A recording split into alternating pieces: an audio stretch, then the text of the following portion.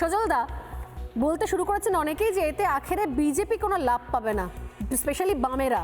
তারা বলছে নাকি সব থেকে বেশি ক্ষতি বিজেপির হয়ে গেছে, কারণ এই যে মানুষের হ্যারাসমেন্ট, এই হ্যারাসমেন্টের পরে মাঝে মানুষ বুঝে গেছে যে বিজেপিকে নাকি ভোট দেওয়া যাবে না। সত্যি এত হ্যারাসমেন্ট বিজেপির একটুখানি ইয়েতে হয়ে মানে বিপক্ষে চলে গেল। প্রথম কথা বলি, আমরা ছোটবেলায় পড়েছি রামের সুমতি, এই যা দেখছি এ তো দেখছি বামের সুমতি। তারা চিন্তা করছে বিজেপির মন্দ হলো, আহা কি যন্ত্রণা ওদের। হ্যাঁ, এটাকে বামের সুমতি বলা যেতেই পারে। আমি বলি যে দেখো, হয়রানি হয়েছে, এটাকে অস্বীকার করা যাবে না। সাময়িকভাবে হয়রানির দায়ভারও নির্বাচন কমিশন ইজিগাল টু বিজেপি, যেটা এস্টাবলিশ করার চেষ্টা করেছে তৃণমূল, সেটাও মানুষের কাছে এস্টাবলিশ হতে পারে। কিন্তু মানুষ যদি একটু খতিয়ে ভাবেন, আপনারা যদি একটু তুলে ধরতে পারেন, তাহলে এটা প্রমাণ হবে যে এই যে ঘটনাগুলো ঘটলো এর আসল দায়কার। আজকে একটা ফর্ম, সেই ফর্মটা এন্ট্রি করছে কিসে? মোবাইলে। কে করছেন? একটা 54, 55, 56 বছর বয়সী একজন গ্রাম্য শিক্ষক। এবং সবাই যে না আশা কর্মী হতে পারে, বা যাও বিএলওরা বেশিরভাগ ক্ষেত্রেই দেখেছি আমি শিক্ষক, বা যাই হোক, তো তারা শিক্ষক হতে পারে, তার জ্ঞান থাকতে পারে, কিন্তু মোবাইল অপারেশনটা তারা তো টেক সেভি লোক নয়। এই জায়গায় যদি ডাটা এন্ট্রি অপারেটর দিত সরকার, তাহলে এই সমস্যা হতো না। কিন্তু বিহার তো দিয়েছিল। বলছি বিহার নয়, আমি বলছি তখন উত্তরপ্রদেশে আমাদের ডবল সেখানে পপুলেশন, সেখানে তো কোনো সমস্যা নেই। মুসলিমও কিন্তু ডবল, সেখানেও তো কোনো সমস্যা নেই।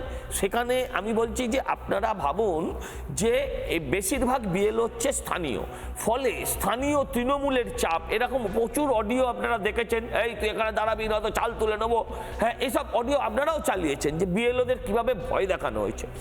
তবুও এক শ্রেণীর বিএলও নির্ভীকভাবে কাজ করেছেন। আমি বিশ্বাস করি বেশিরভাগ বিএলওই সরকারের বিপক্ষে মন থেকে, কারণ যে সরকার ওদের দিয়ে দেয় না, যে সরকারের প্রধান ওদেরকে বলে কুকুর, ঘেউ ঘেউ করে, তারা কখনো সরকারের পক্ষে হতে পারে না। এবার বিষয় হচ্ছে কিছু বিএলও ধর্মীয় কারণে, রাজনীতি আর ধর্ম ওরা এক জায়গায় করে ফেলেছে অনেকেই, তাদের কারণে তারা অনেক সময় ইচ্ছাকৃত ভুল করেছে, এবং এই ভুলটাকে পুরো অর্গানাইজ করেছে হচ্ছে যারা, তাদের নাম হচ্ছে আইপ্যাক। যে আইপ্যাক একদম বিভিন্নভাবে সরকারি দপ্তরে বসে থেকে তারা এই কাজটা চালিয়েছে।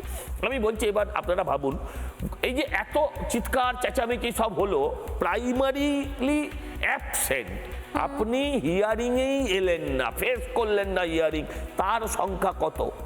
তার সংখ্যা 5 লক্ষ। আমি বলছি এই 5 লক্ষ লোকের নাম বার করুন। এই 5 লক্ষ অনুপ্রবেশকারী কত বলছিল না, এই 5 লক্ষ লোকের নাম বার করুন। অনুপ্রবেশকারী আপনারা লিস্ট দিচ্ছেন না কেন? যেটা দিচ্ছেন না কেন? এখন একটু চুপ করে থাকুন। 1.5 লক্ষ জাল, 1.5 লক্ষ এখন অব্দি বেরিয়েছে জাল। শুনুন, এখনো অব্দি কিন্তু কোনো স্কুটিনি হয়নি, যেটা হয়েছে সেটা হচ্ছে আসেনি, আর প্রাইমারিলি ধরা পড়ে গেছে যে জালগুলো। এরপর স্কুটিনি হবে, এরপর আরো অনেক কিছু স্ক্যানিং হবে, সেখানে কিন্তু আরো মানুষের বাদ যাবে। আমার বক্তব্য হচ্ছে যে এই যে আপনারা বলছেন যে 58 লক্ষের লোকের নাম বাদ গিয়েছে, এই 58 লক্ষের মধ্যে অন্যরা, এরা কিন্তু ছিল না, এরা কিন্তু সেদিন উপস্থিত ছিল।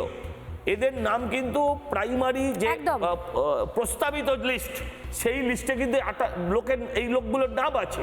সেই লোকগুলো হঠাৎ রাতারাতি কোথায় উবে গেল? লোকগুলো তো নানা ধরনের কন্টেন্ট দেখার জন্য লাইক করুন, শেয়ার করুন আমাদের ফেসবুক পেজ, সাবস্ক্রাইব করুন আমাদের ইউটিউব চ্যানেল। পাশাপাশি অন্যান্য ব্রেকিং নিউজের জন্য অবশ্যই চোখ রাখুন রিপাবলিক বাংলায়।